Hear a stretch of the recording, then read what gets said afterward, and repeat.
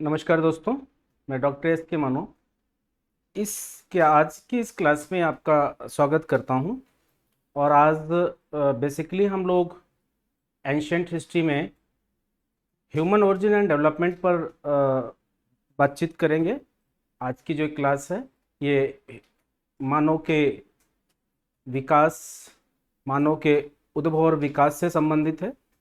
तो मानव का उद्भव और विकास कैसे हुआ, क्या आज का जो मानव होमोसैपियंस है ये होमोसैपियंस कैसे बना, होमोसैपियंस बनने के पीछे इसका मूल कारण क्या है, ऐसी कौन सी इसमें ऐसा कौन सा ऑर्गन है इसकी बॉडी में जिसकी वजह से ये एक बहुत ही विजडम वाला इस सृष्टि का जीव बन गया, एक सैपियंस हो गया। और मानव के इस विकास की प्रक्रिया में कहाँ से मानव ने अपना विकास शुरू किया, और मानव के जो जैसे और पूर्वज हैं, तो क्या जो कपि और बंदर की बात कही जाती है, क्या मानव का विकास उसी से हुआ या उनके सदृश, हमारे पूर्वजों के सदृश ही इनके पूर्वज भी रहे। इन सब बातों पर चर्चा करेंगे। और लेकिन उसके पहले ये देख लेंगे कि मानव जिस पृथ्वी पर रह रहा है, थोड़ा सा देखेंगे कि इस पृथ्वी की उत्पत्ति कैसे हुई। और फिर जब पृथ्वी की उत्पत्ति की बात ही करना है तो क्यों ना हम यूनिवर्स की उत्पत्ति के साथ बात करें कि ब्रह्मांड की उत्पत्ति, फिर उस ब्रह्मांड में एक पृथ्वी है, और फिर उस पृथ्वी में पर मानो जो एक बहुत ही सेपियंस बुद्धिमत्ता वाला जीव है, विजडम वाला जीव है। इन सब पर बात करेंगे। तो थोड़ा सा पहले हम यूनिवर्स के ओरिजिन पर देखेंगे कि ब्रह्मांड की उत्पत्ति कैसे हुई। तो जैसा आपको थोड़ा सा आइडिया होगा कि आज का तो फिलहाल टॉपिक ये है कि ह्यूमन ओरिजिन एंड डेवलपमेंट, मानव का उद्भव एवं विकास। ह्यूमन ओरिजिन एंड डेवलपमेंट, मानव का उद्भव और विकास या मानव उद्भव। अब इसके अंतर्गत पहले हम ये देखेंगे कि क्या इस पृथ्वी पर मानव की उत्पत्ति के पहले और भी जीवों की उत्पत्ति हुई, और वो हुई तो कब हुई, और मानव की उत्पत्ति कब हुई। तो इस पूरी बात को समझने के लिए पहले हम थोड़ा सा यूनिवर्स के की उत्पत्ति से शुरू करेंगे बातचीत, तो हमें लगता है ज्यादा अच्छा समझ पाएंगे। तो पहले ओरिजिन ऑफ यूनिवर्स पे बात कर लें, अर्थात ब्रह्मांड की उत्पत्ति। ये कि ब्रह्मांड की उत्पत्ति कैसे हुई।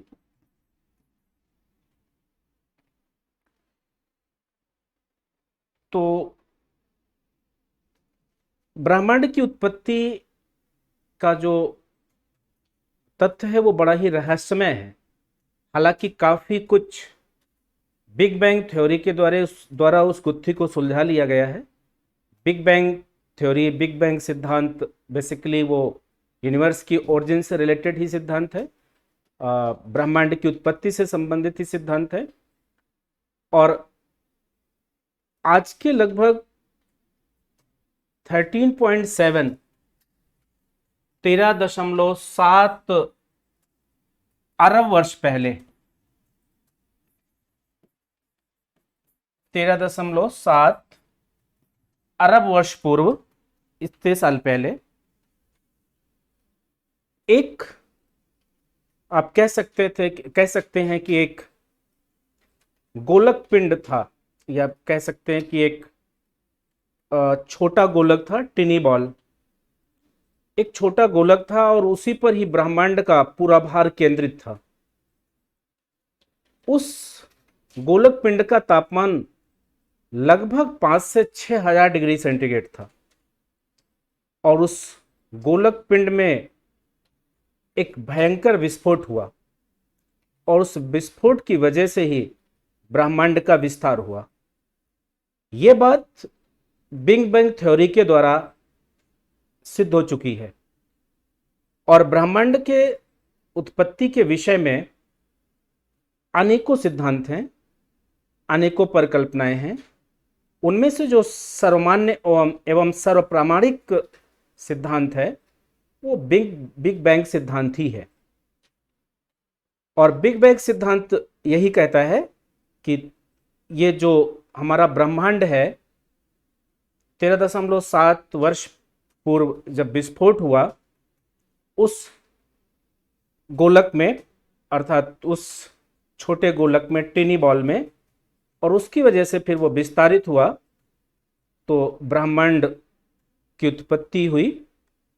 और चूंकि फिर ब्रह्मांड की उत्पत्ति हुई और उसका विस्तार हुआ तो इस सिद्धांत को कहीं ना कहीं विस्तारित ब्रह्मांड परिकल्पना भी कह देते हैं, एक्सपेंडिंग यूनिवर्स हाइपोथेसिस, अर्थात बिग बैंग थ्योरी को। बिग बैंग थ्योरी जो है वो बिल्कुल, जो इसका श्रेय जाता है वो एडविन को जाता है। एडविन ने ही इस सिद्धांत के विषय में बताया कि किस तरह से ब्रह्मांड में इसका विस्तार हो रहा है। और जब 13.7 अरब पहले इसका विस्फोट हुआ, वो विस्फोट उस छोटे गोलक में किन कारणों से हुआ इसका अभी अनुमान नहीं लग पाया है कि क्यों हुआ। और फिर उसमें से कई गैलेक्सीज की उत्पत्ति हुई, उसमें फिर सोलर सिस्टम हुए, सौरमंडल हुआ। उस सौरमंडल सोलर सिस्टम के अंदर प्लैनेट्स, ग्रह, उसी ग्रह में से और एक पृथ्वी है। ऐसा अनुमान लगाया जा रहा है कि इस तरह की कई पृथ्वी इस यूनिवर्स में, ब्रह्मांड में हो सकती हैं। आने वाले समय में हो सकता है ये भी पता चले कि इसके अलावा भी और पृथ्वी है कोई। तो फिर इस तरह से इस ब्रह्मांड का जो एक, आप क्या कह सकते हैं कि कई इस ब्रह्मांड में गैलेक्सीज बनी, अर्थात कई मेखलाएं, और फिर उनके अंदर सोलर सिस्टम, जो इसके अंदर हमारी पृथ्वी की उत्पत्ति हुई। इस पृथ्वी की उत्पत्ति ये 4.6 अरब वर्ष मानी जा रही है, अर्थात उत्पत्ति इतने साल पहले, 4.6 अरब पहले इस कह सकते हैं आपकी इस ब्रह्मांड की उत्पत्ति हुई 4.6 अरब पहले। और फिर इस ब्रह्मांड में एक पृथ्वी, और फिर इस पृथ्वी पर मानव की उत्पत्ति हुई। और मानव की उत्पत्ति अगर हम देखें तो मानव की उत्पत्ति लगभग आज से कह सकते हैं कि 50 से 30 लाख वर्ष पूर्व ये मानव की उत्पत्ति का अनुमान लगाया गया है कि इस तरह से ये मानव की उत्पत्ति इतने वर्ष पहले हुई होगी, 50 से 30 लाख वर्ष पहले। और फिर ये जब मानव की उत्पत्ति हुई तो ऐसा माना जा रहा है कि ये कैस्पियन सागर के आसपास, हालांकि मानव की उत्पत्ति से काफी वर्ष पहले इस पृथ्वी पर अन्य जीवों की उत्पत्ति हो चुकी है। इस पृथ्वी पर सबसे पहले जिन जीवों की उत्पत्ति हुई वो एक कोशिकीय जलीय जीव थे, और मानव की उत्पत्ति से काफी वर्षों पहले उनकी उत्पत्ति हो चुकी है। और फिर मानव की उत्पत्ति ऐसा माना जाता है ये कैस्पियन सागर के आसपास हुई। और जब कैस्पियन सागर के आसपास इस मानव की उत्पत्ति हुई तो यह मानव 3 दिशाओं में आगे बढ़ा। जो मानो एक एक शाखा इसकी आप कह सकते हैं कि यूरोप की तरफ बढ़ी, यूरोप, और दूसरी शाखा जो है वो अफ्रीका की तरफ, और तीसरे चीन और मंगोलिया की तरफ। ये तो कैस्पियन सागर के आसपास जो मानव की उत्पत्ति हुई वो 3 दिशाओं में आगे बढ़ा, और इस तरह से, और फिर इस तरह से वो आप कह सकते हैं कि उसका पूरे संसार में इस तरह से उसका फैलाव हुआ, विस्तार हुआ। और अभी हम मानव के पूर्वजों के विषय में जब देखेंगे कि रामापिथेकस से कैसे वो रामापिथेकस जो वृक्षों पर रहता था, पेड़ों पर रहता था, फिर वो कैसे वहां से मैदानी क्षेत्रों में आया, उसका उसी तरह का एक ऑस्ट्रेलोपिथेकस वो मैदानी क्षेत्रों में आया, और फिर वो ऑस्ट्रेलोपिथेकस से वो कैसे होमो हैबिलस, और फिर होमो हैबिलस से वो होमो इरेक्टस, इस तरह से कैसे उसका विकास होता है और कब कब क्या होता है उसको तो अभी हम इसके बाद देखेंगे। तो इस तरह से कैस्पियन सागर के आसपास। लेकिन अगर ये बात हम भारत के संदर्भ में करें कि मानव की उत्पत्ति भारत में कहां पर हुई, तो ऐसा अनुमान लगाया जाता है कि भारत में मानव की उत्पत्ति ये नर्मदा घाटी में हुई। ये भारत में मानव की उत्पत्ति नर्मदा घाटी में हुई, और नर्मदा घाटी में जिस मानव का कंकाल पाया गया वो मानव होमो इरेक्टस इरेक्टस था। होमो इरेक्टस इरेक्टस, और ये वही मानव है जो 2 पैरों पर खड़ा होकर चला, होमो इरेक्टस। तो नर्मदा घाटी में भारत के संदर्भ में अगर हम बात करें तो मानव की उत्पत्ति यहां पर हुई। अब सवाल यह है कि क्या मानव और जो ये कपी बंदर हैं इनके पूर्वज एक ही हैं? तो अगर एक जीव वैज्ञानिक था चार्ल्स डार्विन ने तो लंगूर, कपी, मानव, इन सब,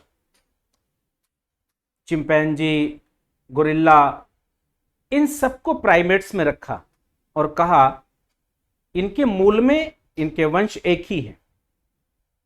और उस चार्ल्स डार्विन ने अपनी पुस्तक ओरिजिन ऑफ स्पीसीज में, जो लगभग 1859 में लिखी गई, प्रकाशित हुई, उसमें उसने ओरिजिन इस पूरे बात को लिखा है, इस सिद्धांत को दिया है, ओरिजिन से रिलेटेड सिद्धांत को दिया है। लेकिन यह स्पष्ट हो गया है कि आप ये कह सकते हैं कि इन जातियों की उत्पत्ति एक दूसरे से नहीं हुई। हाँ ठीक है, इनके पूर्वज वो एक जैसे हो सकते थे, लेकिन एक दूसरे से इनकी उत्पत्ति नहीं हुई। यह बात भी अब सिद्ध हो गई है कि एक जैसे इनके पूर्वज हो सकते हैं। तो हम यहां पर यह देखेंगे कि प्राइमेट्स समझेंगे कि प्राइमेट्स क्या है। तो प्राइमेट्स का मतलब यह है कि इसके अंदर कपी और मानव दोनों को रखा जाता है। तो पहले तो मोटे तौर पर यह देखेंगे कि इसके अंदर ये कपी और मानव दोनों आते हैं, अर्थात कपिवंश और मानव वंश ये दोनों इसमें समाहित हैं।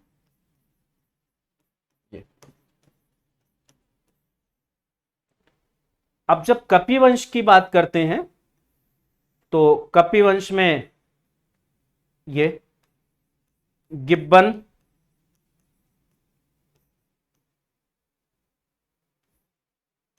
गोरिल्ला,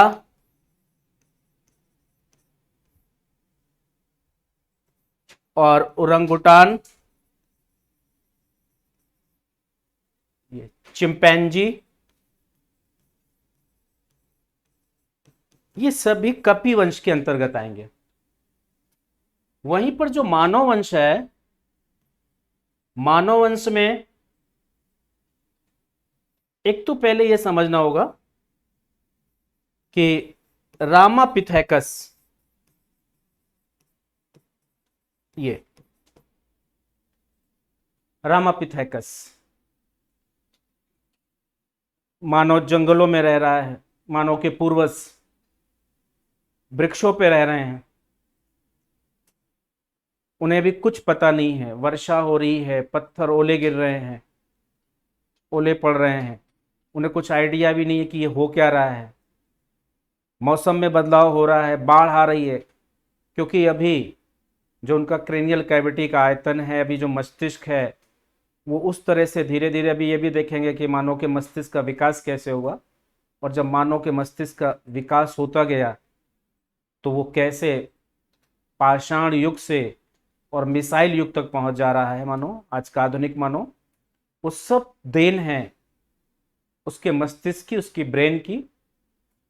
और जैसे जैसे उसके क्रेनियल कैविटी का आयतन बढ़ता गया, उसके ब्रेन का आकार बढ़ता गया, इस सब बातों को समझेंगे। तो यहां पर हम कपिवंश तो ये हैं, और प्राइमेट्स के अंदर कपिवंश और मानववंश दोनों को रखा जाता है। फिर इनमें से जो रामापिथेकस है, ये तो वही जंगलों में रहा, लेकिन एक ऑस्ट्रेलोपिथेकस ये मैदानी क्षेत्रों की तरफ बढ़ा। ऑस्ट्रेलोपिथेकस, और यही ऑस्ट्रेलोपिथेकस जो है, इसी ऑस्ट्रेलोपिथेकस से फिर होमो हैबिलिस, इससे होमो हैबिलिस आप कह सकते हैं। और ये जो होमो हैबिलिस है, यही ऐसा पहला मानव है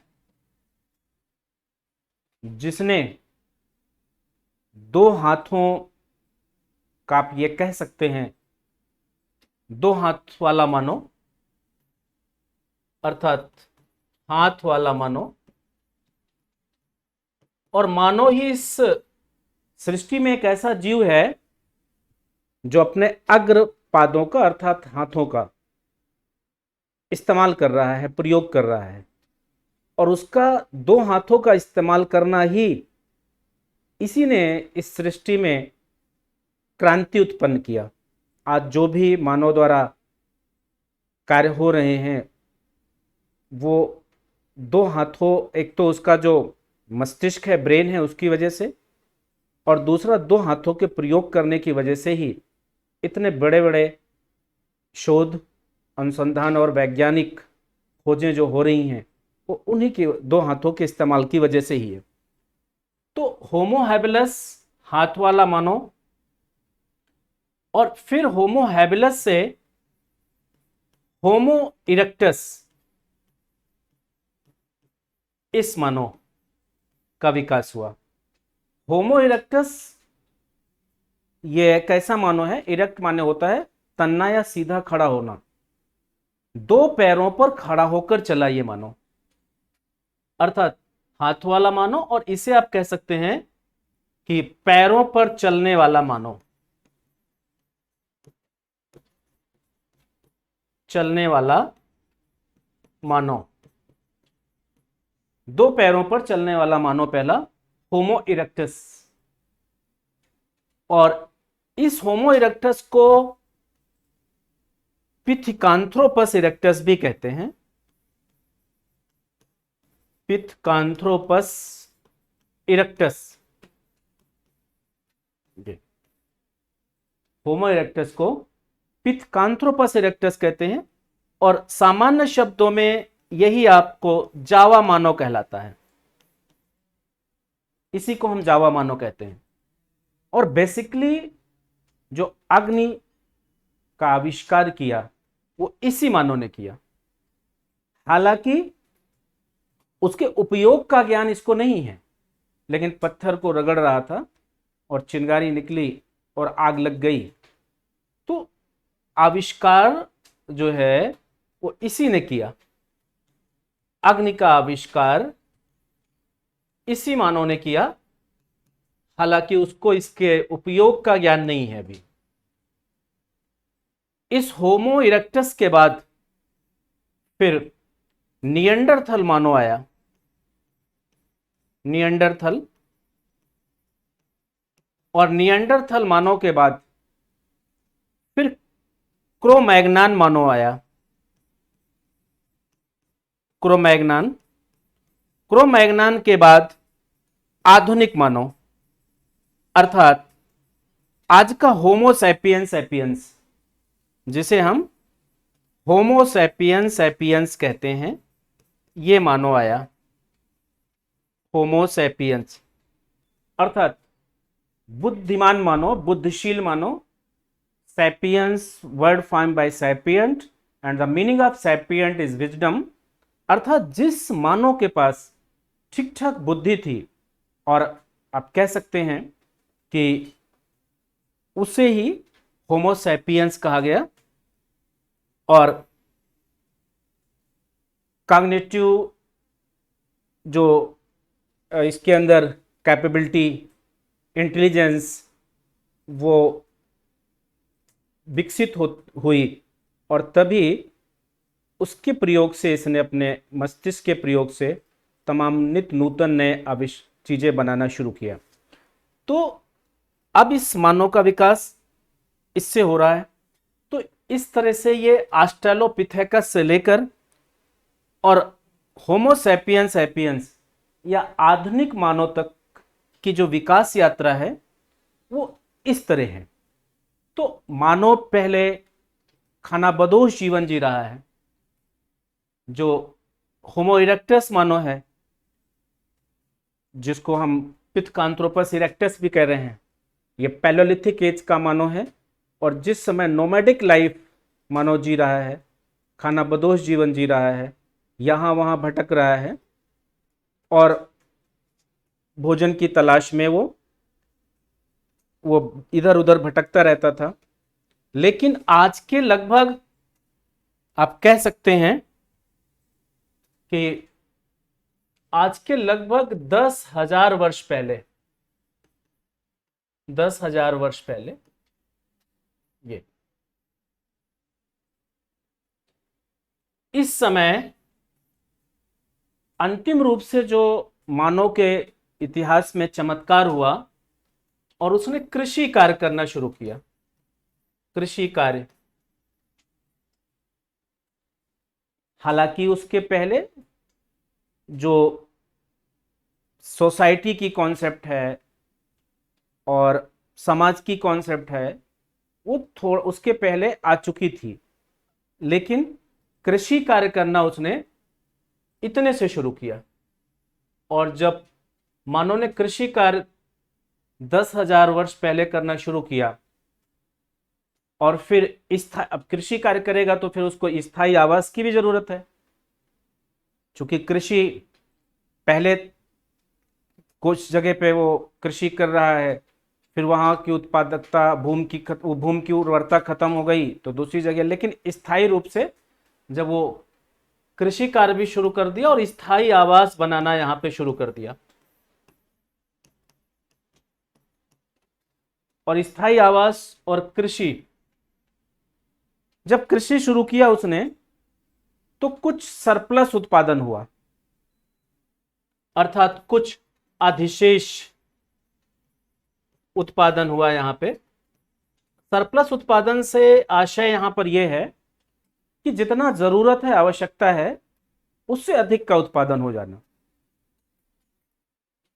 उससे अधिक का उत्पादन हो जाना। तो यहां पर जब कृषि उसने शुरू किया तो अधिशेष उत्पादन हुआ, और जब अधिशेष उत्पादन हुआ तो आप कह सकते हैं कि फिर कभी कृषि में कुछ नहीं भी हो रहा है, कम पैदा हो रहा है तो भी उसका काम चल जाएगा, या कुछ उसमें जितने लोग संलग्न हैं काम में वो नहीं भी उसमें लगेंगे तो भी हो जाएगा। तो फिर थोड़ा सा मानो फ्री हुआ, थोड़ा सा जैसे आवश्यकता से अधिक पैदा हुआ। और आपको ये आइडिया है कि जो आहार है, भोजन है, वो मनुष्य की जो भोजन, कपड़ा और मकान, इन तीन आवश्यकताओं में सबसे पहली आवश्यकता वो भोजन है। आदिमानव जब को कपड़ा पहनने का ज्ञान नहीं था, जब उसको घर में रहने की जानकारी नहीं थी, तब भी वो भोजन करता था। वो वाइल्ड वेजिटेबल, फ्रूट और जंगली पशुओं का शिकार करके वो खा रहा है, कच्ची मांस खा रहा है। तो भोजन, आहार, ये किसी भी लिविंग बीइंग की, ना कि केवल मनुष्य की, ये पहली आवश्यकता है। और पूरा का पूरा एक मैस्लो ने अपने सिद्धांत में इस बात को कहा है कि वो उसकी पहली आवश्यकता है और दैहिक आवश्यकता में से पहली आवश्यकता है। तो जब उसने कृषि शुरू किया और अधिशेष उत्पादन होने लगा, तो कुछ सरप्लस प्रोडक्शन की वजह से अब वो उसको भविष्य के लिए भी रख सकता है। और भविष्य के लिए रख सकता है तो कभी कृषि में कम भी हुआ, नहीं भी हुआ, या कुछ लोग उसमें संलग्न नहीं भी हैं, तो वो स्वतंत्र हुए, फ्री हुए। और तब उन्होंने चिंतन शुरू किया, सोचना शुरू किया। और ये बिल्कुल सही बात है, ये विवेकानंद जी का कथन है कि अगर किसी व्यक्ति का पेट भरा होगा तभी वो कुछ सीख पाएगा, तभी वो कुछ नया कर पाएगा। और विवेकानंद जी तो कहते थे कि किसी भूखे व्यक्ति को पढ़ाना या शिक्षा देना महापाप है। और है भी बात सही। अगर किसी को भूख लगी और आप उससे कहें कि 2 और 2 4 होता है, तो वो कहेगा बिल्कुल सही कह रहे हैं, 2 और 2 4 रोटियां होती हैं, क्योंकि उसको रोटी की जरूरत है। तो यहां जब सरप्लस उत्पादन हुआ, तो अब मानो थोड़ा सा फ्री हुआ कि नहीं भी उत्पादन करेंगे या कुछ लोग नहीं भी इनपे संलग्न, तब उन्होंने सोचना शुरू किया। जब सोचना शुरू किया तो फिर नई नई चीजें बनाना शुरू किया। पहिए का आविष्कार करेंगे, और पहिए का जब आविष्कार होगा, चाक, कुम्हार की चाक, अब पहिए का आविष्कार होगा तो फिर उस पर बर्तन बनाना शुरू हो जाएगा।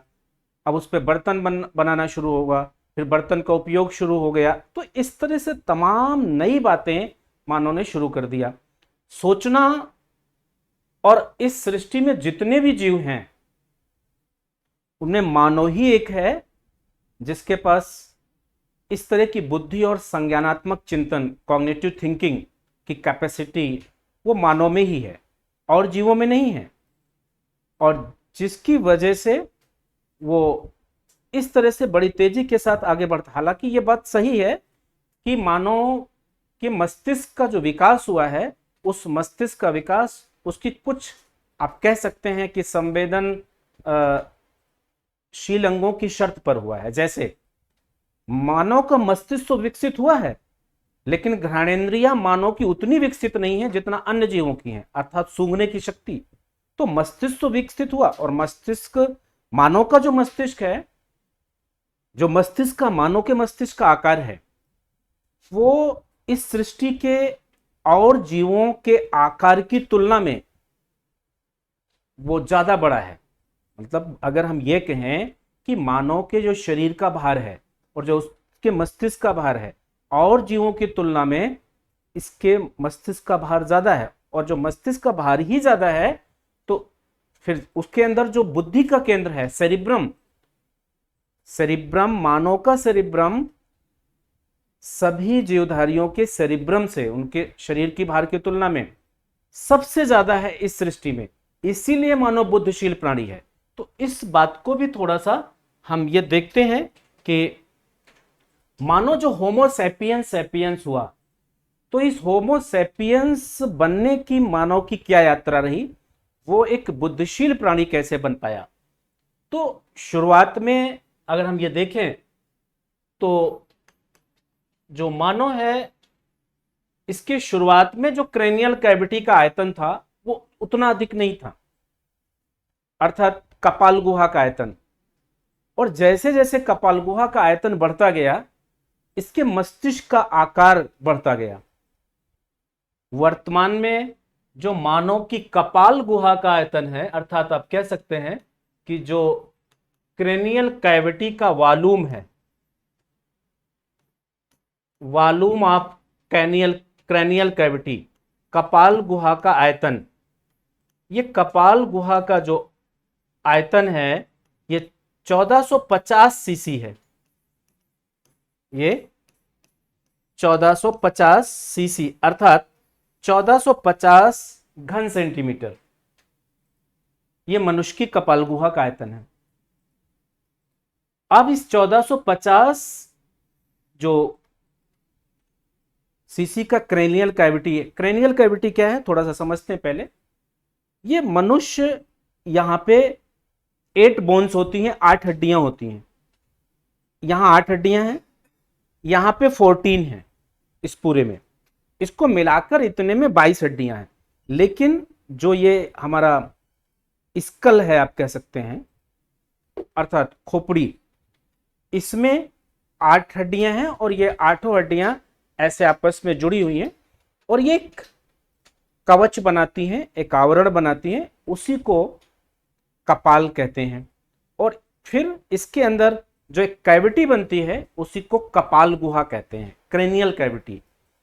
इस क्रेनियल कैविटी की जो कैपेसिटी है, जो इसका वॉल्यूम है, जो इसका आयतन है, या इसमें किसी चीज को ग्रहण रखने की जो क्षमता है, वो 1450 सीसी है। इसके अंदर एक ग्रे मैटर है, अर्थात मस्तिष्क। मस्तिष्क, brain is a grey matter, और मस्तिष्क को इंसेफ्लान भी कहते हैं। तो इस तरह से अब इस मानव का जो मस्तिष्क है, जो इस कपाल गुहा में है, उस मस्तिष्क का भार औसतन 1.4 केजी होता है, 1.4 किलोग्राम, 1.4 केजी। अब ये जो मनुष्य का शरीर और उसके मस्तिष्क का भार है, इसके बीच अगर उसके मानव का जो मस्तिष्क है और इसका जो शरीर है, इसके बीच में अगर हम ये कहें कि कितना अनुपात होगा, तो ये 1:46 है। एक 46 किलोग्राम का कोई मनुष्य होगा तो उसमें माना जाता है कि 1 किलोग्राम का मस्तिष्क का भार होगा, मस्तिष्क का। तो इस रेशियो में, और अमूमन जो सामान्य औसत भार है मनुष्य का, वो मतलब 65 से 70 किलोग्राम। तो 65 से 70 किलोग्राम में के जो भार वाला मनुष्य, उसमें 1.4 केजी ये मस्तिष्क का भार होगा। जबकि रेशियो क्या है, ये मस्तिष्क और शरीर के भार के बीच 1:46 का अनुपात है। और इस तरह से इतने आप कह सकते हैं कि इस शरीर के भार के अनुपात में और किसी भी जीव का मस्तिष्क का आकार और भार इतना अधिक नहीं होता जितना मनुष्य का होता है। एक तो ये स्थिति यहाँ पे। तो कपाल गुहा का आयतन, और पहले कपाल गुहा का आयतन अगर हम शुरू से देखें, होमो इरेक्टस इरेक्टस से देखें, तो इतना नहीं था। जैसे जैसे कपाल गुहा का आयतन बढ़ता गया, वैसे वैसे मस्तिष्क का भार बढ़ता गया, और जैसे जैसे मस्तिष्क का भार बढ़ता गया, आकार बढ़ता गया, वैसे वैसे मस्तिष्क के अंदर भी जो इंटेलिजेंस के लिए इंपॉर्टेंट पार्ट है, अच्छा, इस मस्तिष्क में, मानव के मस्तिष्क में, ब्रेन में, ब्रेन और इंसेफ्लान, कुछ भी कहें, इसी इंसेफ्लान से इंसेफलिक इंडेक्स बनता है।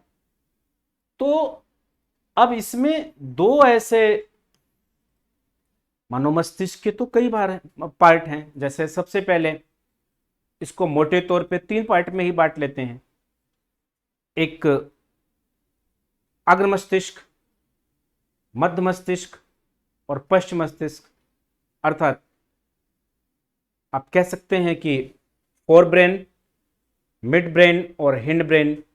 फोर ब्रेन को वो प्रोइंसेफ्लान भी कहते हैं, और मिड ब्रेन को मेसोएंसेफ्लान भी कह देते हैं, मेजोएंसेफ्लान, मेसोएंसेफ्लान, और हिंड ब्रेन को, पश्च मस्तिष्क को रोहोबिनसेफ्लान भी कहते हैं।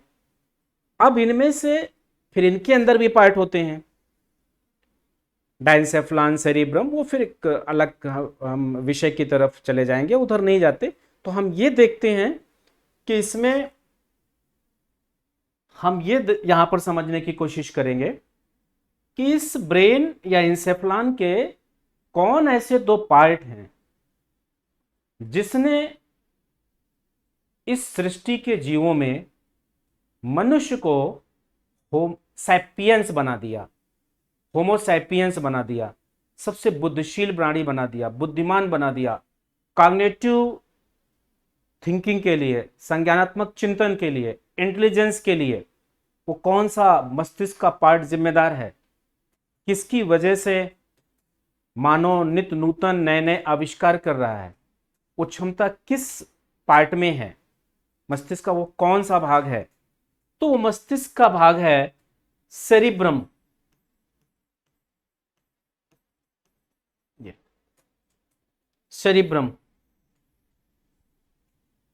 अर्थात आप इसे हिंदी में कह सकते हैं प्रमस्तिष्क। प्रमस्तिष्क ये, और एक पार्ट है सेरिब्लम, ये, और इसे हिंदी में आप कह सकते हैं सेरिब्लम को ये निमस्तिष्क।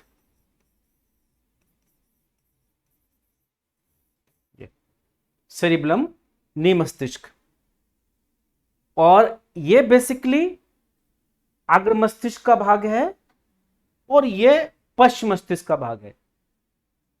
मनुष्य जो होमोसैपियंस सैपियंस बना वो इस पार्ट, इसकी वजह से बना, इस सेरिब्रम। बहुत से पार्ट हैं, लेकिन हम जो इस तरह से मानव के होमोसैपियंस बनने की यात्रा में जिस पार्ट का कंट्रीब्यूशन रहा, योगदान रहा, उसको हम समझ लेते हैं। तो जितने भी बौद्धिक कार्य हैं, इंटेलेक्चुअल फंक्शन हैं, जितनी भी बौद्धिक प्रोसेस, बौद्धिक क्रियाएं हैं, इंटेलेक्चुअल प्रोसेस हैं, वो इसी के द्वारा संपन्न होती हैं।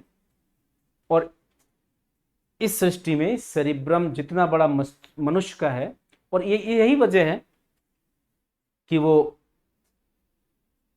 शेर को भी कंट्रोल कर लेता है, अंतरिक्ष में भी जा रहा है, हाथी इतने विशालकाय जीव को भी नियंत्रण में कर लेता है, और मंगल पर आशियाना बसाने को सोच रहा है। तो थिंकिंग कैपेसिटी जो आई, चिंतनशीलता, वो इसकी वजह से, ये बुद्धि का केंद्र है, सेंटर ऑफ इंटेलिजेंस। पढ़ना लिखना, हिसाब किताब लगाना, इच्छा शक्ति, चिंतनशीलता, जितने भी बौद्धिक कार्य हैं उनके लिए मानव का यही पार्ट जिम्मेदार है। और सही मायने में यही मनुष्य को होमो सैपियंस सैपियंस बनाता है, यही बनाता है सैपियंस, यही जिम्मेदार है। और यही पार्ट जो बहुत क्रिएटिव माइंड के होते हैं, जो जिनमें थिंकिंग कैपेबिलिटी बहुत ज़्यादा होती है, उनका यही पार्ट आप कह सकते हैं कि बहुत विकसित होता रहता है या होता चला जाता है। साइंटिस्ट, दार्शनिक, विचारक, या फिर आप ये भी कह सकते हैं कि इस तरह के जो भी कार्य कर रहे हैं उनका ये पार्ट बहुत विकसित होता है। अब सवाल ये है कि इसकी क्या भूमिका है। ये पश्च मस्तिष्क का भाग है, ये पश्च मस्तिष्क का भाग है, और इसकी भूमिका सेरिब्लम की, ये मानव शरीर के अंगों के बीच में, मांसपेशियों के बीच में और उसके शरीर के जो ऑर्गन्स हैं, अंग हैं, उनके बीच संतुलन बनाने का काम करता है। कहने का मतलब मानव शरीर का संतुलन बनाने का काम यही करता है, ये बैलेंस के लिए जिम्मेदार है। माउंट एवरेस्ट पे मानव ही चढ़ सकता है और कोई जीव चढ़ नहीं सकता। क्यों? क्योंकि इतना संतुलन बेहतर नहीं बन पाएगा उसका। ये है। तो माउंट एवरेस्ट तो कहने का मतलब, या फिर ठीक है कुछ ऐसे जीव हैं जो बहुत ऊंची छलांग लगा लेते हैं, लेकिन जितना भी बॉडी बैलेंस बनाने का काम है, शरीर का संतुलन बनाने का काम है, वो यही पार्ट करता है, सेरिब्लम करता है। और ये पश्च मस्तिष्क का भाग है। तो इस तरह से ये ब्रेन के जो दो पार्ट हम लोगों ने देखे, और उसमें से ये पार्ट ही मानव को होमो सैपियंस सैपियंस बना रहा है, उसके लिए जिम्मेदार है मानव को। अब जिस तरह से मानव होमो सैपियंस बना, इसकी वजह से, सेरिब्रम की वजह से, प्रमस्तिष्क की वजह से, और फिर उस अपने विकास की प्रक्रिया में अब हम मानव जो है वो धीरे धीरे नए नए आविष्कार कर रहा है, और फिर वो पाषाण काल से, आप ये कह सकते हैं कि वो पाषाण काल से आज के इस वैज्ञानिक युग में प्रवेश कर चुका है। विज्ञान के युग में जो प्रवेश किया है, उस सब के पीछे जो सबसे रेस्पॉन्सिबल पार्ट है, बॉडी का, ब्रेन का ऑर्गन है, वो सेरिब्रम ही है। अब इस वैज्ञानिक युग में जो मानव प्रवेश किया, जिसके अंदर अब वो विभिन्न नए अनुसंधान कर रहा है, अब वो आविष्कार तो कई उसने किए ही हैं। मंगल पर वो मानव बस्ती बसाने को सोच रहा है, मानव बस्ती की चर्चा हो रही है। तो इस पूरे प्रकरण में, इस पूरे मानव विकास में दो तीन चीजें स्पष्ट होती हैं। एक, उसका अग्र पादों का, या आप कह सकते हैं हाथों का जो है वो खाली होना, और खड़े होकर दो पैरों पर चलना, और उन दो फिर हाथों का इस्तेमाल उसने करना शुरू किया, अपने कार्यों में उसका प्रयोग करना शुरू किया। तो एक मानव के इस विकास यात्रा में एक महत्वपूर्ण घटना वो है, और दूसरी महत्वपूर्ण घटना कि इसके मस्तिष्क का आकार बड़ा होना, और मस्तिष्क में भी इसका जो सेरिब्रम वाला पार्ट है, उस सेरिब्रम वाला पार्ट, जो सेरिब्रम है, उस सेरिब्रम वाला पार्ट इसका बड़ा होना, जो कि बुद्धि का केंद्र है, और जिससे कि उसके उपयोग से ये नई नई चीज़ों को, नई नए आविष्कारों को ये पूरा करने लगा। तो और फिर बाकी जो हम लोग अभी पाषाण काल का मानो, जो होमो, पाषाण काल का मानो जो palaeolithic age, mesolithic age, neolithic age, वो हम पाषाणकालीन संस्कृति में देखेंगे। हम उधर नहीं जाना चाह रहे हैं आज का, केवल हम ये आज समझना चाह रहे हैं कि मानव की ओरिजिन और उद्विकास जो हुआ, वो आपके ऑस्ट्रेलोपिथेकस से लेकर होमो सैपियंस सैपियंस तक, उस विकास यात्रा में जो उसका उद्भव हुआ और फिर जो उसका विकास हुआ, उस विकास यात्रा का क्या क्रम था, और फिर होमो सैपियंस बनने में मानव के शरीर के किस अंग की अहम भूमिका थी, इस सब बातों को हमने इस वीडियो में समझने की कोशिश की। अब नेक्स्ट टाइम जब हम लोग बात करेंगे, स्टोन एज कल्चर के विषय में बात करेंगे, पैलोलिथिक एज के विषय में बात करेंगे, stone age culture, prehistoric age के विषय में बात करेंगे, प्रागैतिहासिक काल में, तो फिर उस प्रागैतिहासिक काल में हम समझेंगे कि प्रागैतिहासिक जो मानव था वो किन किन फेजेस से जो है होकर गुजरा। उसमें हम लोग समझेंगे फिर कि पैलोलिथिक एज क्या है, मीसोलिथिक एज क्या है, और नियोलिथिक एज क्या है। तो आज के इस संक्षिप्त वीडियो में इतना ही। Thank you so much.